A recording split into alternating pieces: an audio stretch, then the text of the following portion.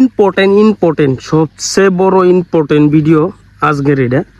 এই ভিডিওটা যদি আজকে আপনারা স্কিপ করে দেন তে আমার কৃষক ফার্মার যারা আছে তারা অবশ্যই লস খাইয়ে যাবেন।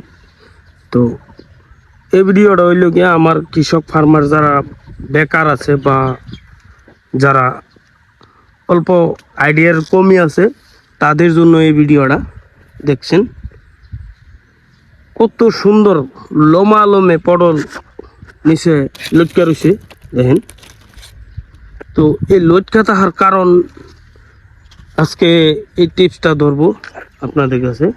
এই যে তো পটল খেতি আমরা সবাই করি, কিন্তু এর কয়েকটা টিপস বা গুণাগুণ আছে এটা আমরা সবাই জানি না, যে পটল খেতি কিভাবে করলে মাল বেশি করে হারভেস্টিং হইব বা মাল প্রোডাকশন বাড়বো।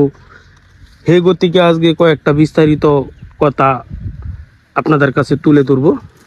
দেখেন কত সুন্দর পটল। তো এখানে দুইটা টিপস আছে, দুইটা টিপস থাকার কারণ হইল গিয়া যে দেখছেন পটল ক্ষেতের তল থেকে উপরে আসমান দেখা যাইতেছে।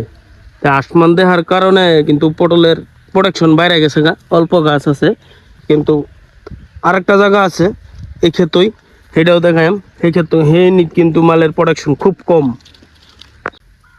কম মালের প্রোডাকশন। এই দেখেন, কারণ এইদিকে আপনার গাছের সংখ্যাটা বাইরে গেছে গা। এই যে দেখেন, এই যে গাছের সংখ্যাটা বাইরে যাওয়ার কারণে উপরে মালের প্রোডাকশন বহুত কমে গেছে গা।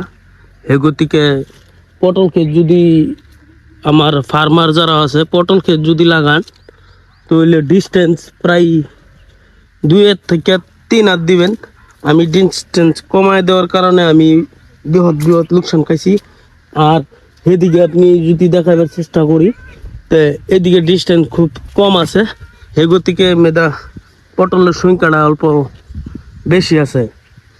তো আমি আশা করি ভিডিওটা বুঝতে পারছেন। এই দেখেন ডিস্টেন্স কম থাকার কারণে পটলের প্রোটেকশন অনেক বাইরে গেছে গা, খুব সুন্দর রেজাল্ট দেখাইছে। আর যেদিকে ডিস্টেন্স কম আছে বা গাছের সংখ্যা বেশি আছে সেদিকে পটল খুব কম আছে। এই দেখেন, দেখছেন কত সুন্দর। এই যে দেখেন।